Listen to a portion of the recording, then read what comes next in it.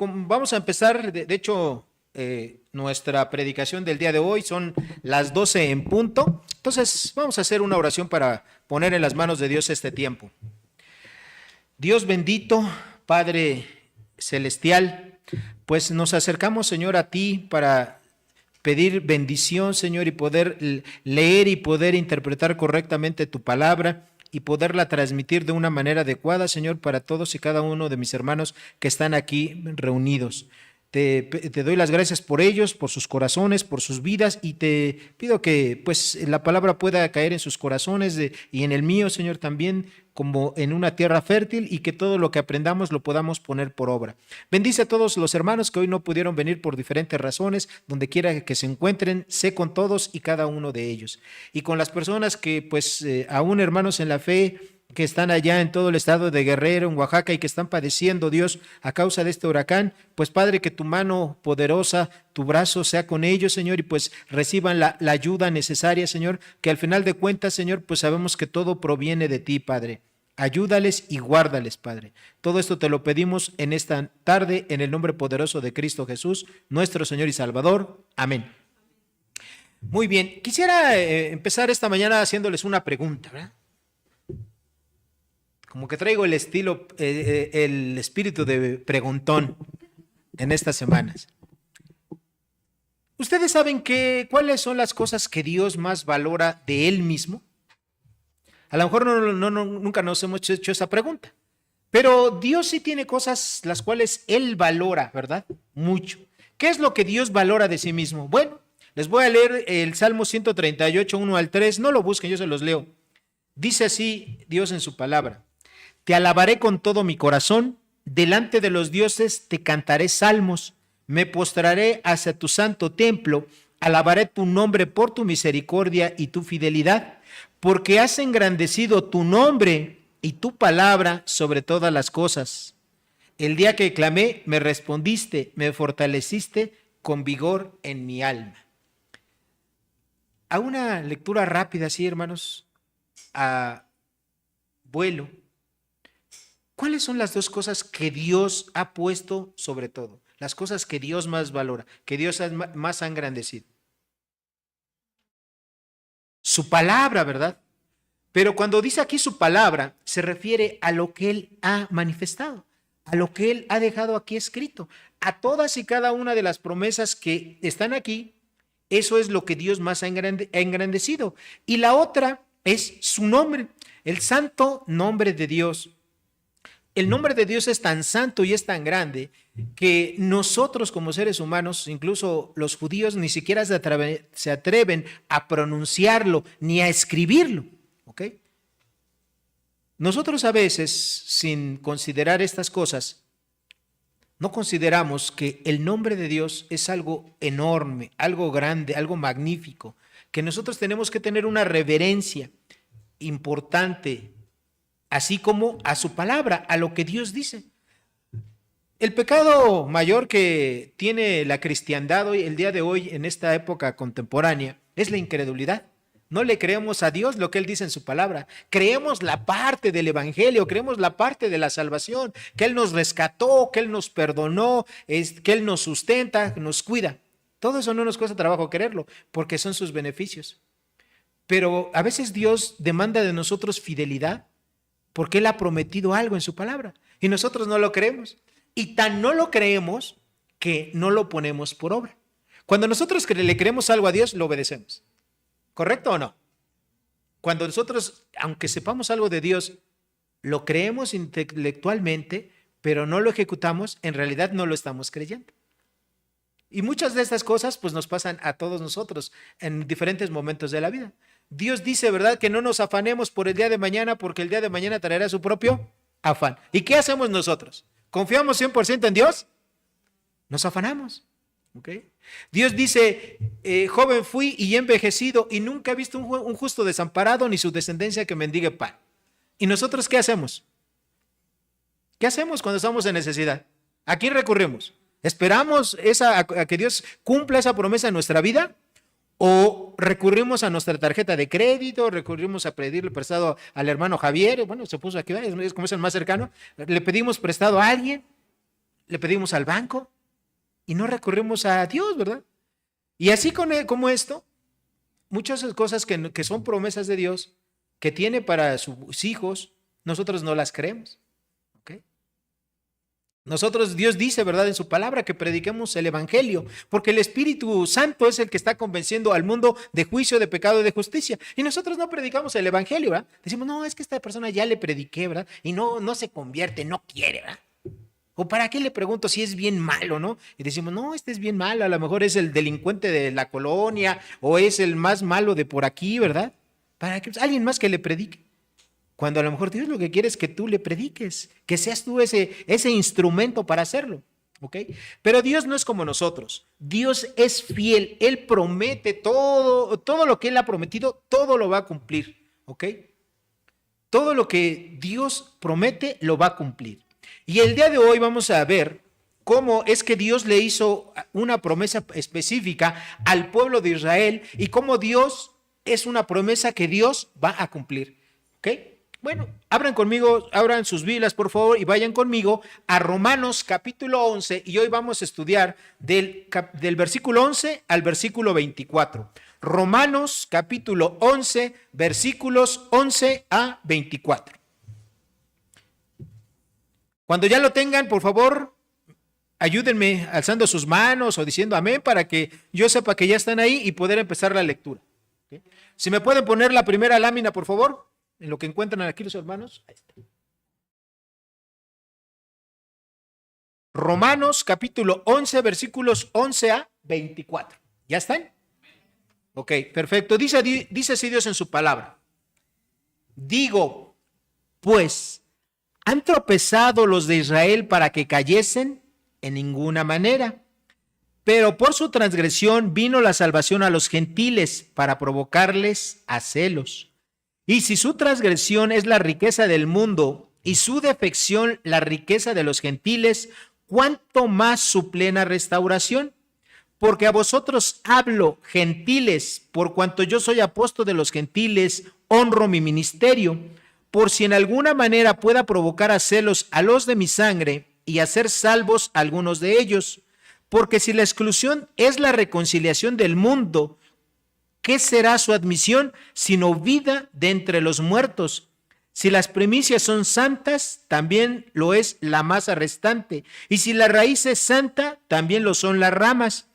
Pues si algunas de las ramas fueron desgajadas y tú, siendo olivo silvestre, has sido injertado en lugar de ellas y has sido hecho participante de la raíz y de la rica savia del olivo, no te jactes contra las ramas. Y si te jactas, sabe que no sustentas tú a la raíz, sino la raíz a ti. Pues las ramas, dirás, fueron desgajadas para que yo fuese injertado.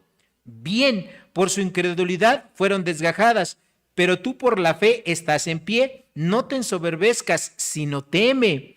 Porque si Dios no perdonó las ramas naturales, a ti tampoco te perdonará. Mira, pues, la bondad y la severidad de Dios. La severidad ciertamente para con los que cayeron, pero la bondad para contigo. Si permaneces en esa bondad, pues de otra manera tú también serás cortado. Y aun ellos, si no permanecieran en incredulidad, serán injertados, pues poderoso es Dios para volverlos a injertar. Porque si tú fuiste cortado del que por naturaleza es olivo silvestre y contra naturaleza fuiste injertado en el buen olivo, cuánto más estos que son las ramas naturales serán injertados en su propio olivo. Hermanos, fíjense que este pasaje, a pesar de que tiene varias metáforas y suena un poco complicado, es bastante sencillo. ¿Ok? ¿De qué está hablando Dios aquí? Bueno, lo que está hablando Dios es que Dios ha dejado a un lado al pueblo de Israel en sus planes presentes. Pero debido a que Dios hizo una promesa al pueblo de Israel, que fue que de él lo iba a restaurar y a constituir una gran nación, y esa nación iba a ser bendición para todas las naciones, Dios nunca ha abandonado ni lo hará de manera definitiva al pueblo de Israel. De eso habla ese pasaje, ¿ok? El título de este mensaje es Dios no ha cancelado sus promesas para Israel y está dividido en tres partes. La primera parte comprende de los versículos 11 a 15. Y aquí vemos cuál es el propósito que Dios tenía al dejar a un lado al pueblo de Israel en el tiempo presente. Ahora, cuando yo digo tiempo presente, me refiero desde la muerte del Señor Jesucristo hasta nuestros días. Ese es el tiempo presente. En este tiempo presente, Dios tiene como en un stand-by al pueblo de Israel. Y durante esos años hay otro organismo que es la Iglesia de Cristo, quien está ocupando el papel principal dentro de los planes mundiales que Dios tiene. Entonces, ¿cuál es el propósito que Dios tiene al haber puesto en un stand-by al pueblo de Israel? ¿Cuál creen ustedes que sea? Bueno, como yo les dije, en los versículos 11 al 15 lo encontramos. ¿Ok? Entonces, ¿cuál es ese propósito? ¿Cuál es ese propósito, hermanos? Lo acabamos de leer, versículos 11 al 15. ¿Mandé? Salvar a los gentiles, ¿verdad? Pero no solamente a los gentiles, sino también salvar ¿a quién? A los judíos, ¿ok? El acto que Dios realizó, ¿sí? Al dejar a un poquito de lado al pueblo de Israel, por su incredulidad, es decir, por haber rechazado a Jesucristo, al Mesías, fue ponerlos en un stand-by. Ustedes han hecho algo que no lo pueden completar y que necesitan detenerlo por algún momento. ¿Sí han hecho algo así o no? Por ejemplo, si ustedes van a hacer un pastel, ¿okay? A lo mejor en este pastel que ustedes van a hacer, bueno, ya tienen todos sus ingredientes, la harina, los huevos, el chocolate, el relleno, en fin, todo lo que le van a poner. Bueno, ¿usan todos los ingredientes al mismo tiempo? No, ¿verdad? Algunos los ponen a un lado y normalmente ¿con qué empiezan? ¿Qué es lo? Con la harina, ¿verdad? Hacer la masa, ¿verdad? Entonces empiezan ahí, y los demás ingredientes sí los van a utilizar, por supuesto. No los van a tirar, no los van a desechar, pero los van a ocupar un poquito más adelante. Bueno, Dios, para cumplir su plan de evangelizar al mundo, de que el mundo conozca su nombre, quién es Dios, su fuerza, su poder, su mente, su persona, su voluntad, su futuro, Dios decidió al pueblo de Israel dejarlo en stand-by, en un lado. ¿Para qué? Para poder salvar a los gentiles, ¿ok? Por medio de ese tropiezo de Israel, que fue su incredulidad, al no creer en Jesucristo, Dios hizo que su gracia salvadora llegara a todos los pueblos o a muchísimos pueblos. ¿Ustedes recuerdan por un momento lo que ocurrió en el día de Pentecostés? ¿Se acuerdan del día de Pentecostés? Hechos capítulo 2. Bueno, todo ese pasaje no lo vamos a leer, es un pasaje muy conocido por todos ustedes. Lo voy a tratar de resumir así muy breve. En ese día, el Señor Jesucristo ya había prometido, ¿verdad? En Juan 16, si no mal recuerdo, que se quedaran, ¿verdad? En Jerusalén, porque si Él no se iba, no podría venir el Consolador, ¿ok? Y todos los que habían creído en Jesucristo no se fueron de Jerusalén, incluyendo a los discípulos. El día de Pentecostés, es decir, 50 días después de la fiesta de la Pascua, se celebraba el día de Pentecostés. Bueno, ahí en ese día, ¿qué hizo Dios? Dios derramó el Espíritu Santo para vivir de manera permanente dentro de él, dentro de cada creyente verdadero. ¿Y qué pasó? ¿Quiénes escucharon en esa ocasión la predicación y quiénes se convirtieron? Bueno, según este relato de Hechos capítulo 2, dice que había personas de todas las naciones, pero obviamente cuando dice todas las naciones, esa es una figura de lenguaje, es decir, es un hipérbaton. ¿Qué quiere decir hipérbole? ¿Qué quiere decir eso? Que es una exageración, ¿verdad? Para que quede muy claro. Pero bueno, ahí dice la Escritura que había naciones de Mesopotamia, del Ponto, de Egipto y de muchas. Y la gente, después de recibir el Espíritu Santo, se empezó a hablar en lenguas, empezaron a ver señales y prodigios. Y bueno, esa gente no estuvo ahí, se quedó, no estuvo permanentemente ahí. Terminando la fiesta, se fueron. ¿Okay? ¿Y qué es lo que fueron a llevar a sus lugares donde venían? El Evangelio de Jesucristo. ¿Ok? El Evangelio de Jesucristo. Entonces, Dios, al haber puesto, ¿verdad?, al pueblo de Israel en ese stand-by, en ese paréntesis, Dios hizo que su gracia salvadora alcanzara a muchas personas. Después, evidentemente, utilizó a los apóstoles y particularmente a Pablo y a Bernabé. Bueno, a Pablo lo utilizó juntamente con los demás apóstoles en la iglesia en Jerusalén, pero a Pablo, a Bernabé y a otros cristianos los utilizó para predicar el evangelio en Asia, y luego a Europa, ¿ok? Bueno, los judíos rechazaron al Mesías como su Salvador y también como su Mesías, a Jesucristo. Y ese es un grave error de incredulidad. Dios extendió su gracia a los gentiles, no fue algo improvisado, no fue algo que Dios pensara, bueno, como la gran mayoría de judíos no aceptaron a Jesucristo, bueno, tengo un plan B. No, o sea, Dios no tiene plan B, Dios siempre tiene un plan A. Y su plan era que el evangelio, el mensaje de la salvación, llegara a todas las personas. ¿Ok? Bueno, en Romanos capítulo 11, versículo 13, vemos que Pablo, ¿verdad?, recibió un llamado específico. ¿Cuál fue ese llamado específico? ¿Qué dice el versículo 13 que acabamos de leer?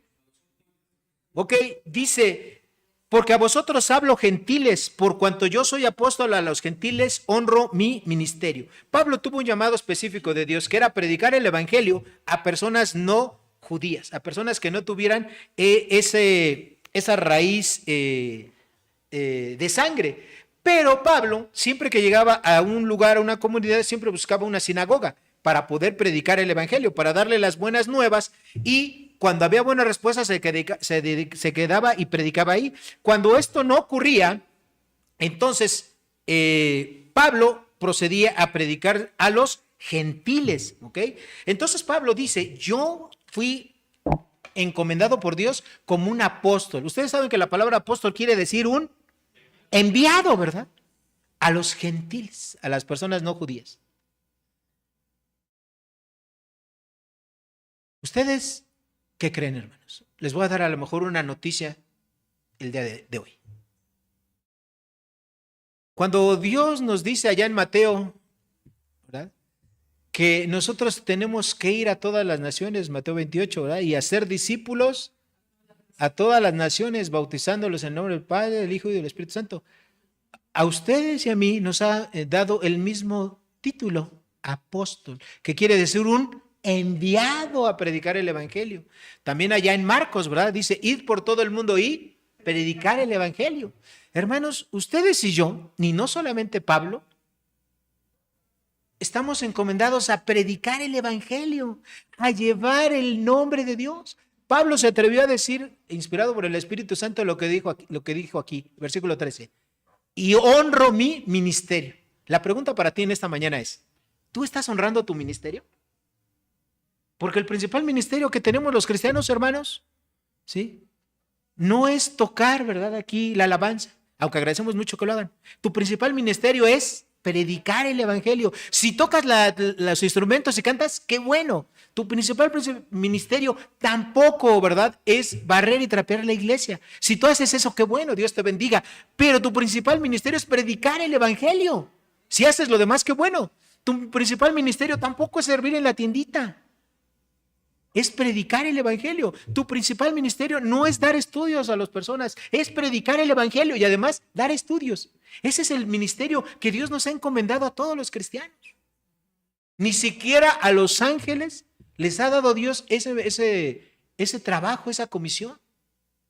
Y si tú eres mecánico, o si tú eres doctor, o si tú eres ingeniero, o lo que tú seas, tu principal ministerio, tu principal servicio a Dios es predicar el evangelio. Tú eres un enviado. ¿Okay? Entonces, esa es una gran noticia para ti en esta mañana. A lo mejor tú pensabas que tu principal ministerio era ser papá, mamá, o ser hijo, o portarte bien, o hacer la limpieza, o ser maestro de niños. No. Tu principal ministerio es predicar el evangelio. Ese es predicar, ese es lo que tú y yo tenemos que hacer. Pablo dice, yo honro mi ministerio. La pregunta para nosotros es dura. ¿Y tú estás honrando tu ministerio? ¿Tú estás haciendo lo que Dios quiere? ¿Okay? La segunda faceta del propósito de Dios era salvar a los judíos, ¿verdad?, a través de que los creyentes pudiesen generar celos. A pesar de que los celos en esencia son negativos, y obviamente pues ustedes saben que Dios no va a hacer algo negativo. ¿Los celos son un pecado, sí o no? Sí, ¿verdad? O sea, Dios no está diciendo voy a hacer que pequen, ¿verdad?, los judíos viendo a los gentiles y de esa manera tengan celos. O sea, no está haciendo Dios algo pecaminoso. No, la palabra que aquí se traduce como celos, hermanos, es la siguiente. Es incitar o propiciar a algo. Ahora, ¿qué es lo que estaba haciendo Dios? Los judíos siempre, toda la vida, han menospreciado a todas las naciones del mundo. ¿Ok? Y espero que nadie se ofenda, pero voy a decir puras verdades. Los judíos siempre se habían considerado el pueblo elegido de Dios y lo eran. ¿Ok?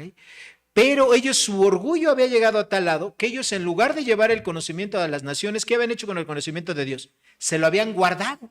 ¿Ok? Se lo habían guardado y consideraban de tal manera que todos los demás pueblos pues no eran dignos de recibir y tener la palabra de Dios. O sea, Dios también a ellos les encomendó lo mismo que a nosotros, que fueran a todo el mundo. Acuérdense lo que Dios le dijo a Abraham cuando empezó la historia del pueblo judío. ¿Qué le dijo Dios a Abraham? Le dijo, y haré de ti una gran nación y te bendeciré y en ti serán benditas todas las naciones de la tierra. No le estaba diciendo Dios a Abraham, oye, te voy a prosperar mucho, ¿verdad? Para que seas así como Elon Musk y tengas mucho dinero. No, le está diciendo que a través de él y del pueblo que él iba a tener, es decir, el pueblo de Israel, Dios iba a bendecir a todas las naciones con el conocimiento de Dios. Que todas las naciones del mundo, eso es lo que le estaba diciendo Dios a Abraham. Entonces ellos pensaban de esa manera, entonces ellos no enseñaban a la gente de Dios, ellos se quedaron con ese conocimiento, lo atesoraron para sí mismos, ¿ok? Entonces, el haber sido el pueblo elegido con Dios era un privilegio enorme, mayúsculo, bien grande. El tener una relación particular con Dios que los cuidaba, los bendecía, los protegía, eso era algo único. ¿Okay? Entonces, cuando los judíos veían que a las personas de corte gentil, Dios los bendecía y tenían una relación de privilegio igual con Dios, eso es lo que Dios quería que los judíos vieran. Y de esa manera ellos dijeran, oye, pues ¿cómo es que tú nada más estás bendiciendo a los gentiles, verdad? ¿Y a nosotros qué? Entonces yo quiero regresar a ti, quiero ver qué hacen los gentiles para que tú los bendigas. ¿Y qué estaban haciendo los gentiles para que fueran bendecidos por Dios? ¿Qué estaban haciendo? ¿Qué estaban haciendo? Predicando el evangelio, volviéndose a Dios, conociendo al Dios vivo y verdadero. Y los judíos para ese tiempo ya lo habían olvidado, ya habían dejado a Dios, ¿ok? Fíjense que los judíos por siglos han menospreciado a todas las personas que no sean judías. Incluso consideraban, ¿verdad?, que las personas que no eran judías no teníamos derecho a la gracia de Dios. Imagínense nada más. Ellos pensaban que las personas de color, moreno, oscuro, pues ellos ni siquiera tenían alma. Imagínense nada más. O sea, que solamente los judíos y la gente blanca tenía alma, ¿no? Cuando no, imagínense los que somos acá morenitos, ¿verdad? Así, piel morena bañada por el sol. Oye, pues sí tengo alma, ¿verdad? Dios me hizo como Él. Entonces sí tengo un alma y mi alma también necesita salvarse. Pero esas cosas tenían en su mente los judíos. El pueblo de Israel perdió su relación de privilegio por Dios y eso era algo muy fuerte para ellos.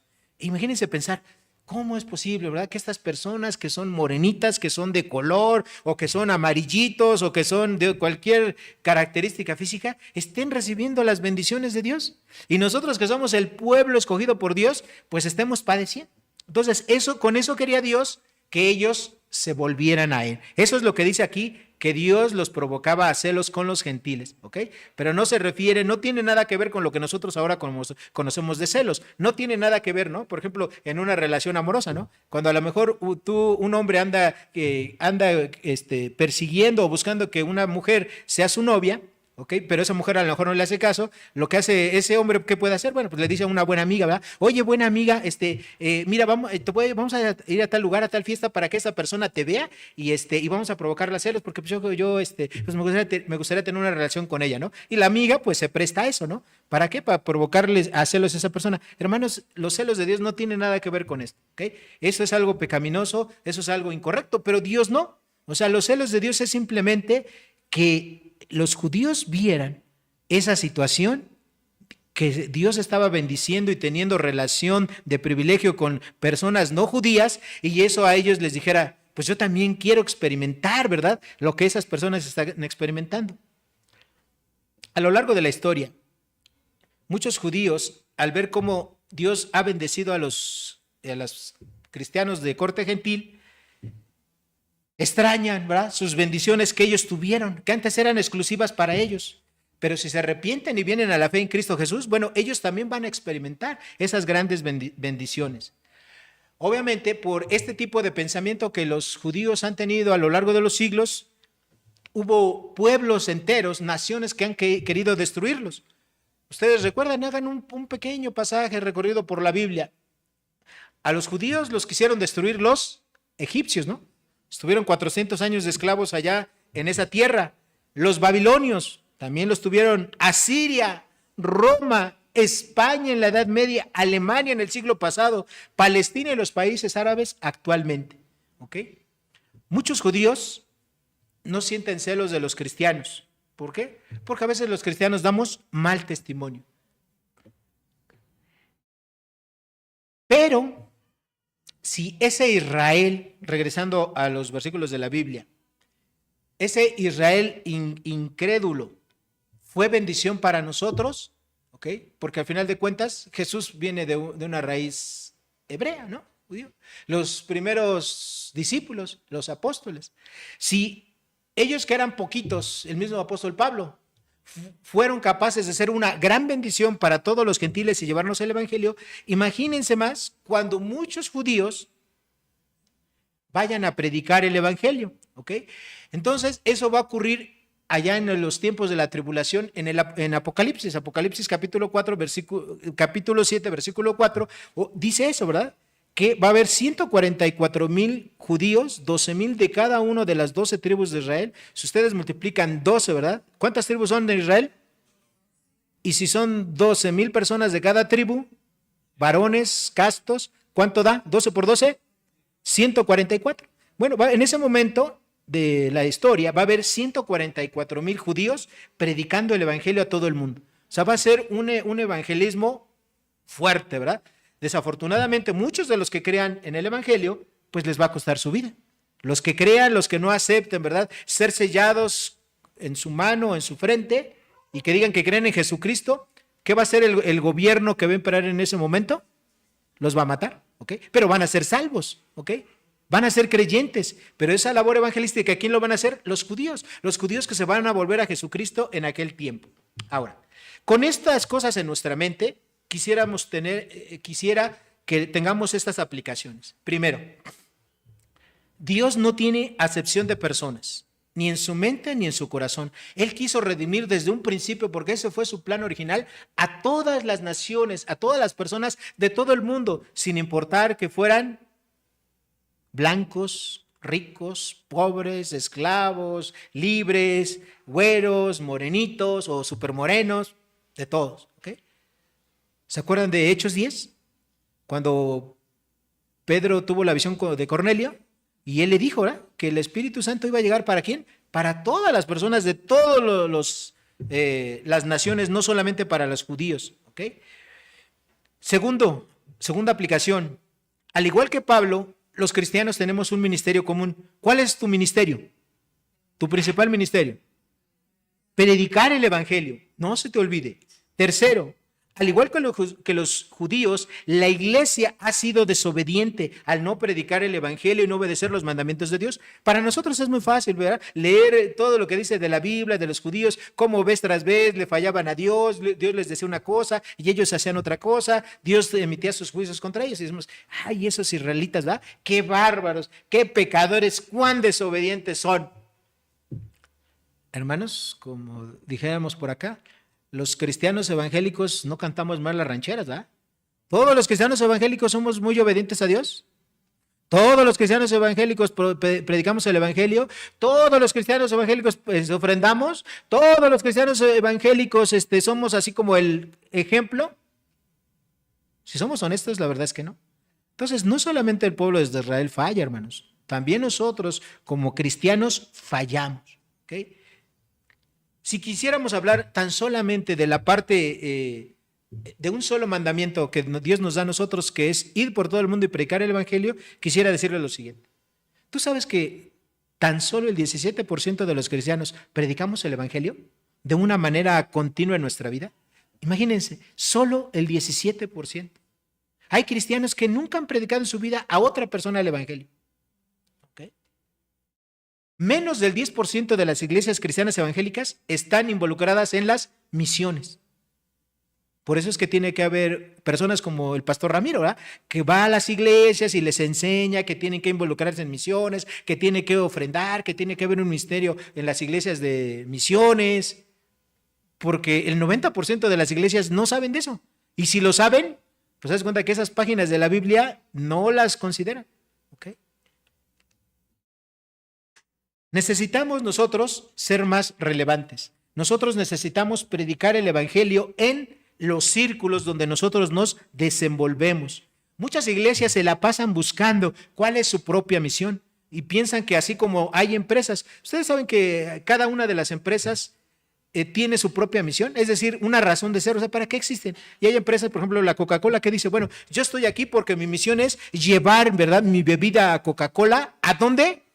A todos los pueblos del mundo. ¿Y saben qué? Están así de lograr. Esa es su misión, o sea, ellos para eso existen.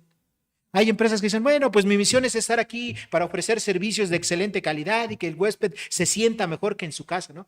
Una cadena de hoteles. Y así hay iglesias que empiezan a decir, bueno, ¿cuál será nuestra misión? Y empiezan a divagar, etcétera, ¿no? Y ahí se la pasan años pensando, platicando, haciendo juntas para saber cuál es su misión. Hermanos, la misión de la iglesia está muy clara. Es predicar el evangelio. O sea, Dios quiere que la iglesia predique el evangelio. Habacuc capítulo 2, versículo 14 dice, porque la tierra será llena del conocimiento de la gloria de Jehová, como las aguas cubren la mar.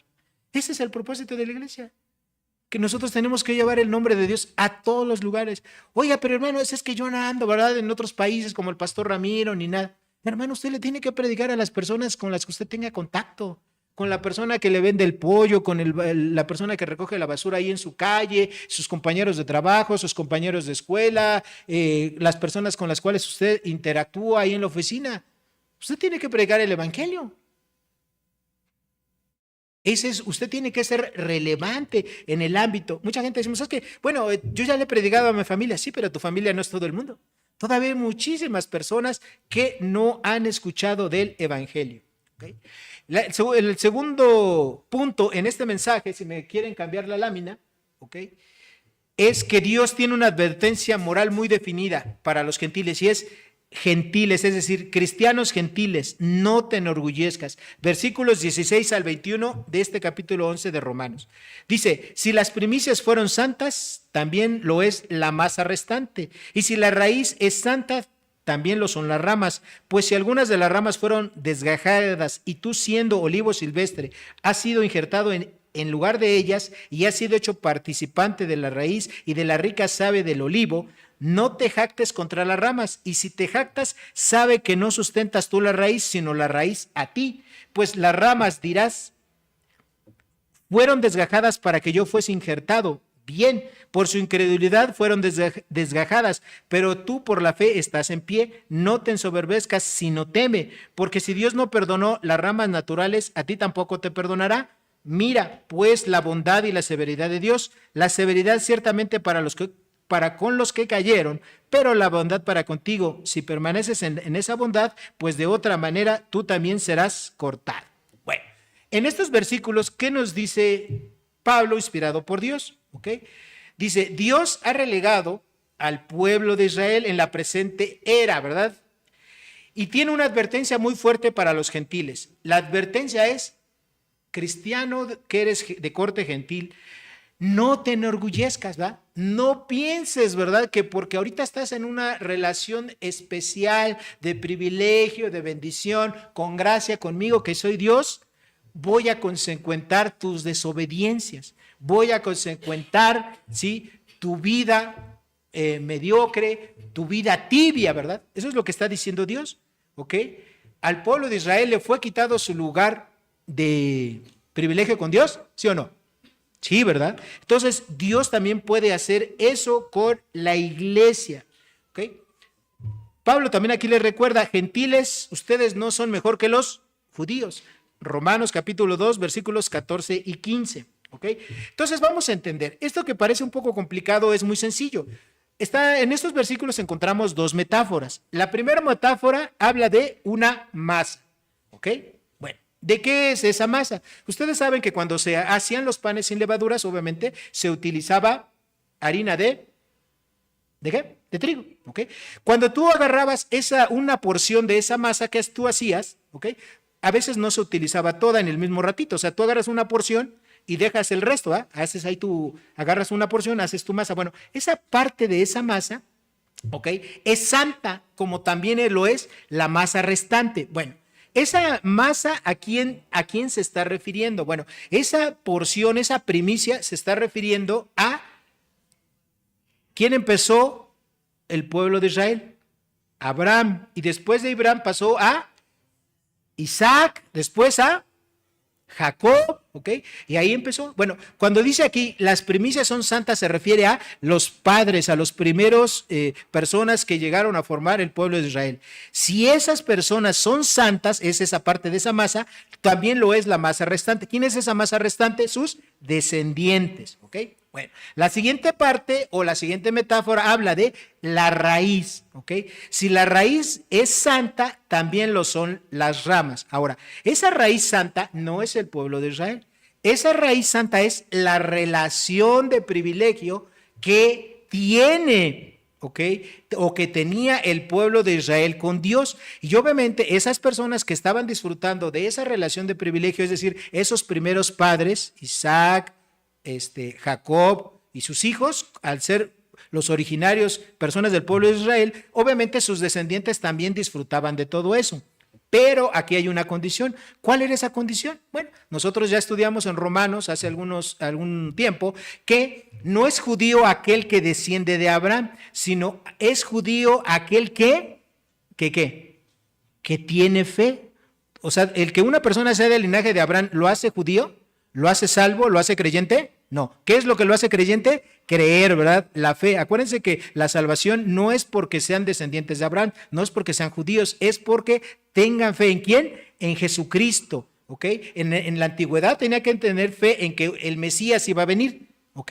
El Mesías, el Salvador para ellos. Hoy en día los judíos ¿qué tienen que creer? Que ya vino ese Mesías, que es Jesucristo, a quien evidentemente la gran mayoría de judíos rechazaron, ¿ok?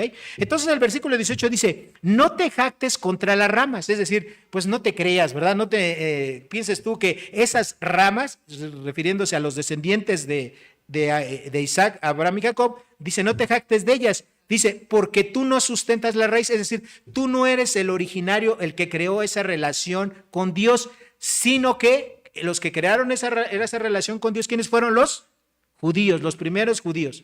Nuevamente, Abraham, Isaac, Jacob y sus descendientes, ¿ok? Y ahora dice, versículo 19, pues las ramas dirás, fueron desgajadas para que yo fuese injertado. ¿Qué quiere decir esto? Bueno, quiere decir que Dios quitó de esa relación de privilegio a los judíos infieles que no creyeron, que rechazaron a Dios. ¿Y a quién colocó ahí? A los creyentes verdaderos de corte gentil. Es decir, los colocó en una relación. Hermanos, ustedes y yo tenemos una relación especial de privilegio. Si tú eres un verdadero cristiano, tú tienes una relación especial. Tú tienes un lugar particular en el corazón de Dios. Y eso es algo de lo que a veces nosotros no valoramos. Hermano, lo que mejor que usted y a mí nos puede pasar en esta vida es haber sido conocidos por Dios, es que nuestros pecados hayan sido perdonados, es que creamos en Jesucristo, porque de esa manera tenemos una relación personal con Dios. No nos vamos a salvar porque seamos buenos, ni porque seamos gentiles, no, nos vamos a salvar por la gracia de Dios, porque Él se fijó en todos y cada uno de los creyentes verdaderos. Y eso es lo mejor que le pudo haber pasado a usted en la vida. Lo mejor que le puede a usted pasar en la vida es esto, ser conocido por Dios. No es que usted tenga 5 hijos, que si los tiene, qué bueno, qué bendición. No es que usted sea muy rico, qué bueno, si es rico, qué bueno, qué bendición. Pero eso no es lo más importante, que usted tenga el trabajo de sus sueños, qué bueno, pero eso no es lo más importante. La bendición más importante es que usted haya sido conocido por ¿quién? Por Dios, y que Dios lo puso a usted en esa relación personal con Dios, ¿verdad? ¿Ok? Eso es lo más importante. Entonces, las ramas desgajadas son esos judíos inconversos, ¿ok? Y el olivo silvestre, ¿me pueden poner la siguiente lámina, por favor? Aquí está. A ver si de esta manera queda un poquito más claro. Al fondo tenemos un olivo, ¿ok? Ese es un olivo bueno. Ese olivo representa la relación de privilegio que tienen los creyentes, ya sea judíos o gentiles, con Dios, ¿ok? Y los israelíes actuales son esas ramitas, ¿verdad?, que están desgajadas. Es decir, ¿quién los quitó? Dios los quitó de esa relación particular de privilegio. ¿Por qué? Porque rechazaron a Jesucristo.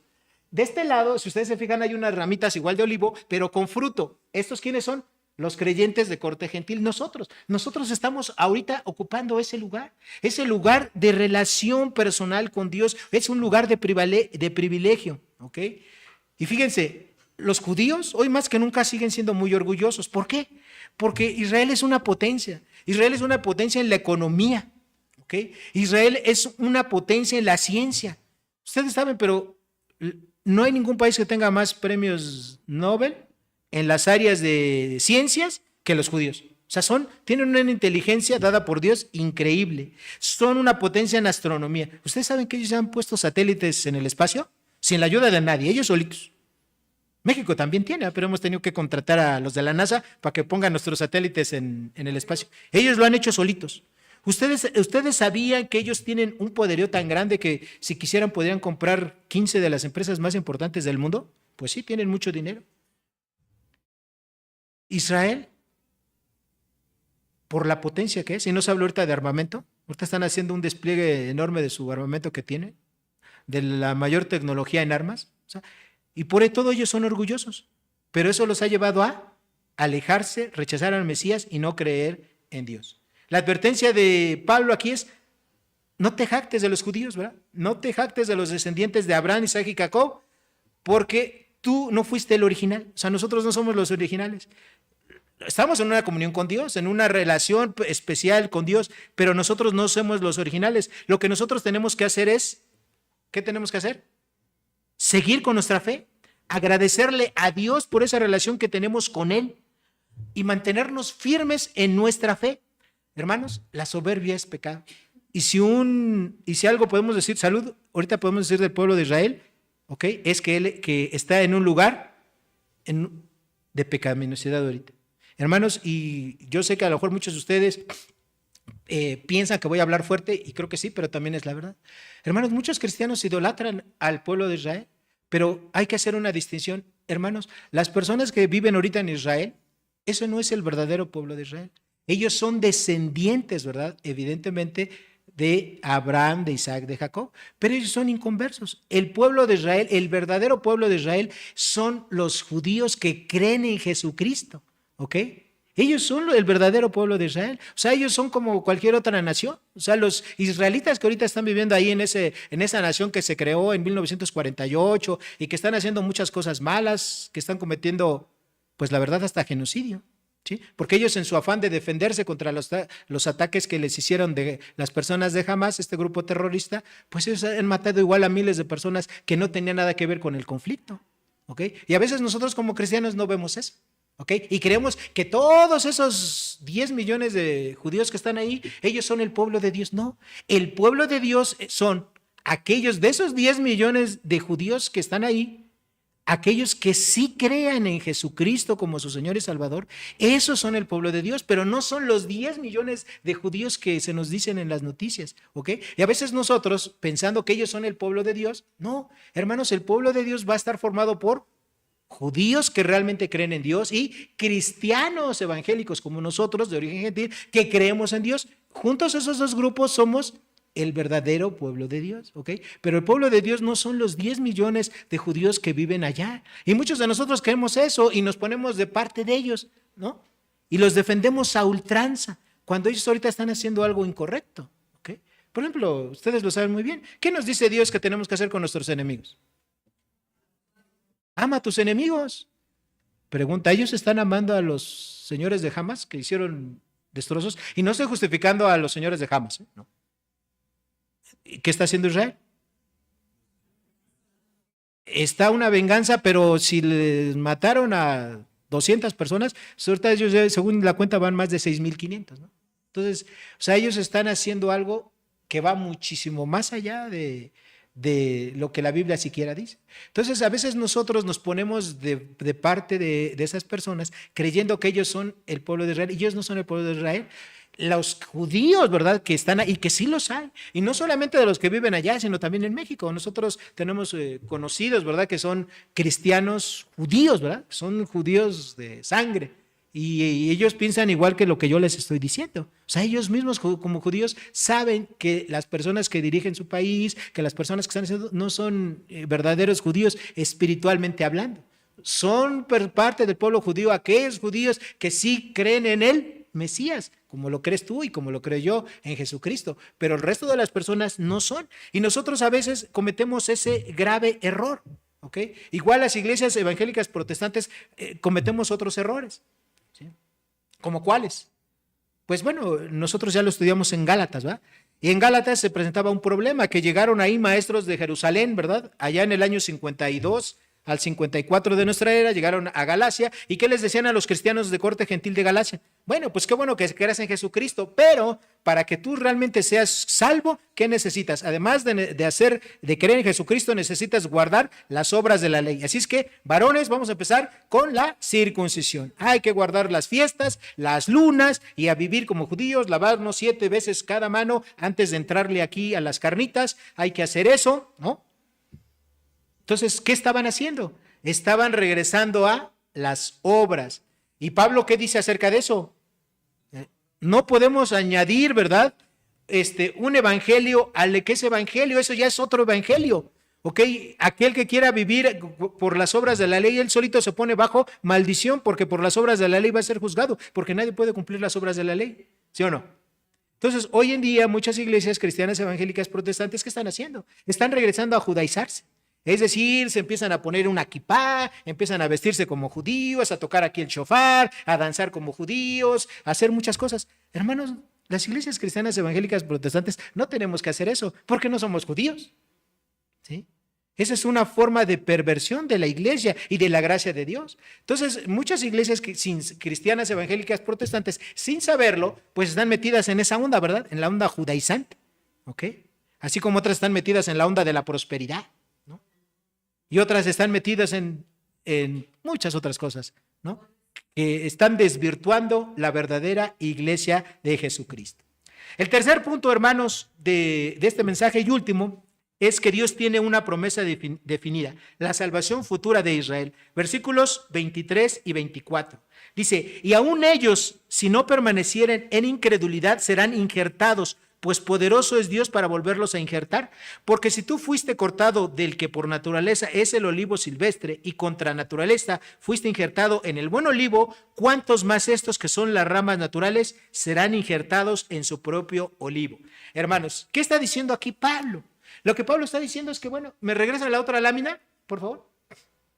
Lo que Pablo está diciendo es que, bueno, si de estos israelíes actuales hoy hay gente que se convierte, gente que cree en el evangelio, pues Dios es poderoso, ¿verdad? Para que esa persona que es de origen judío, es decir, que es de los descendientes de Abraham, ¿qué hace Dios con esa persona? Lo mismo que hace con un creyente gentil. ¿Qué hace Dios? Lo pone, ¿verdad?, en el olivo, es decir, lo pone en esa nueva relación especial de privilegio con Dios. Porque Dios tiene poder para hacer eso. Dios quiere que todos los hombres sean salvos y vengan al conocimiento de la verdad. Ya sean judíos, chinos, americanos, mexicanos, hondureños, de Iztacalco, de Nesa, de cualquier lado. ¿Sí me explico? Entonces, pues Dios tiene poder para hacer todo eso. Es lo que dice Pablo aquí en estos últimos versículos, ¿ok? Pablo también dice, aquí en este versículo 24, ¿verdad?, que si un judío cree, Dios le va a regresar ese lugar de privilegio, ¿verdad?, esa relación especial que tenía con ellos. Lamentablemente, para la gran mayoría de judíos, eso no va a ocurrir en el tiempo presente, ¿ok? Porque ustedes saben que los judíos rechazan esto. Ellos nada más creen en la Biblia, pero de Génesis hasta Malaquías. De Mateo para acá, o sea, ellos consideran que estos libros no tienen validez, ¿verdad?, que no es parte de la revelación de Dios.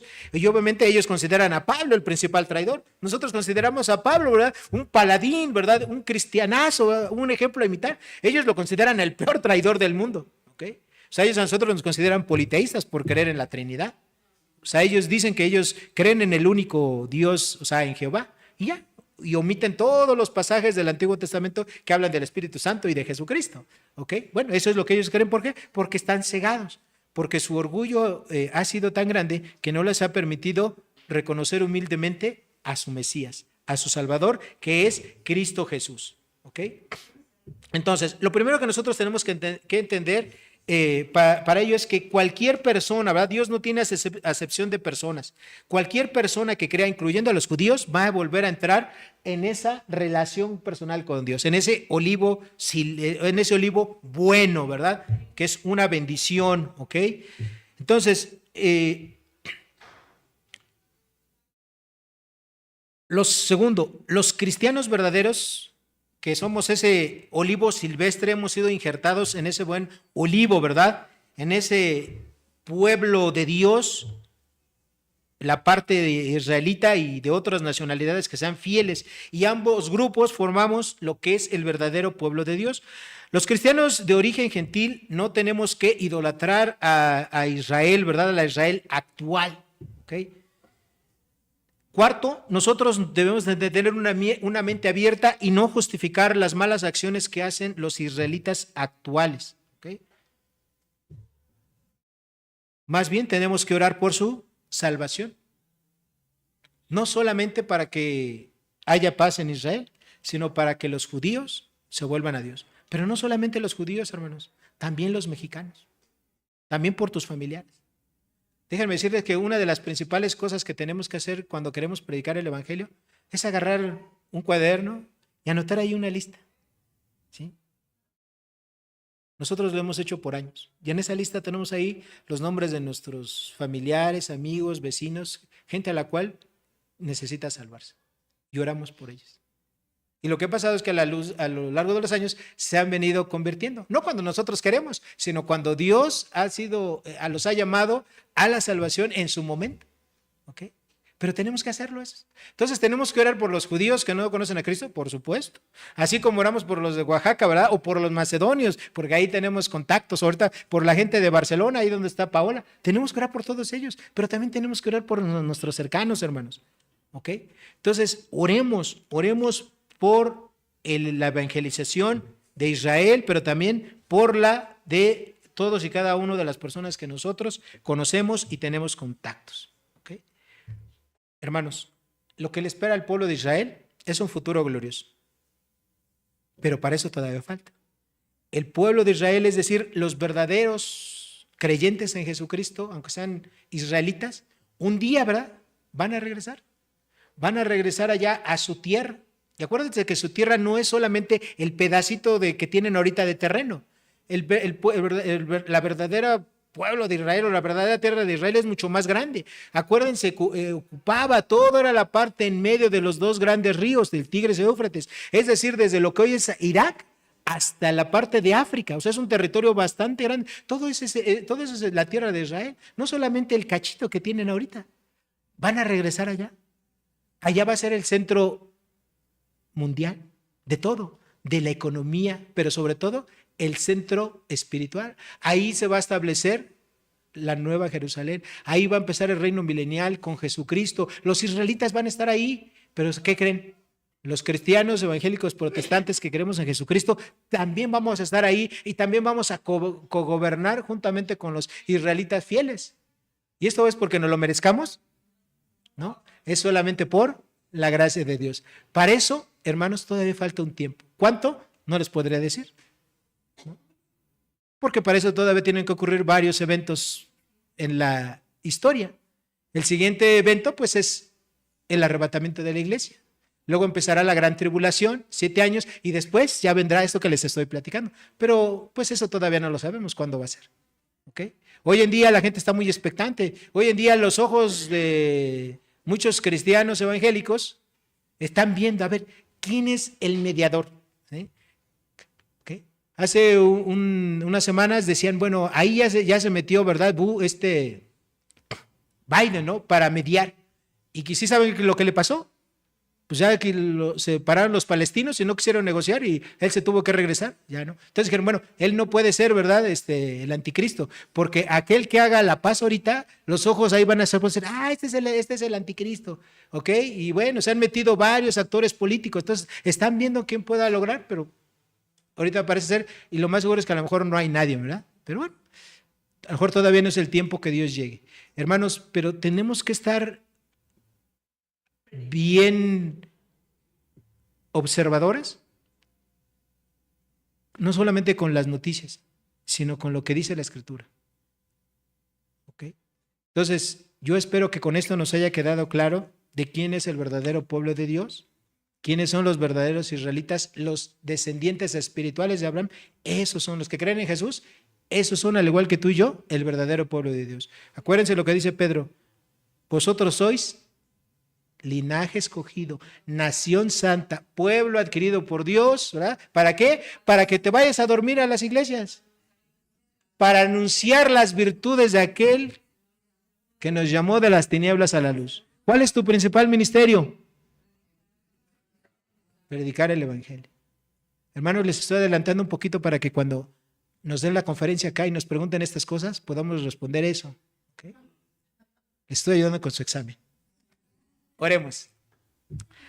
Bendito Dios y Padre Santo, gracias te damos, Señor, por tu palabra. Gracias porque, pues, solamente por tu gracia, por tu amor, podemos tener una relación de privilegio contigo, al igual que las personas de cualquier nacionalidad, incluyendo a las personas judías, Señor, que creen en Jesucristo.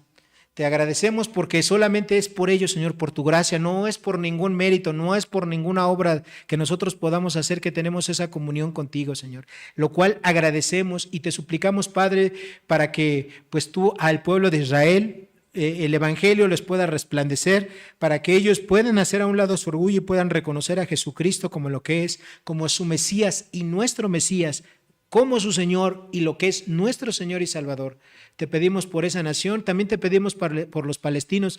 Ninguno de esas dos nacionalidades son enemigos nuestros, son personas que necesitan conocer el verdadero evangelio. Así como los palestinos necesitan escuchar de tu palabra, también los judíos necesitan escuchar de tu palabra, Señor. Y que nosotros podamos acercarnos y predicarles a ellos también el evangelio, la gran salvación que es en Cristo Jesús. Bendice, Señor, a todos y cada uno de mis hermanos que el día de hoy están reunidos aquí, a los que no pudieron venir por diferentes razones, guárdales en donde quiera que se encuentren y, Padre, que ninguno de nosotros olvide el principal ministerio al cual tú nos has llamado.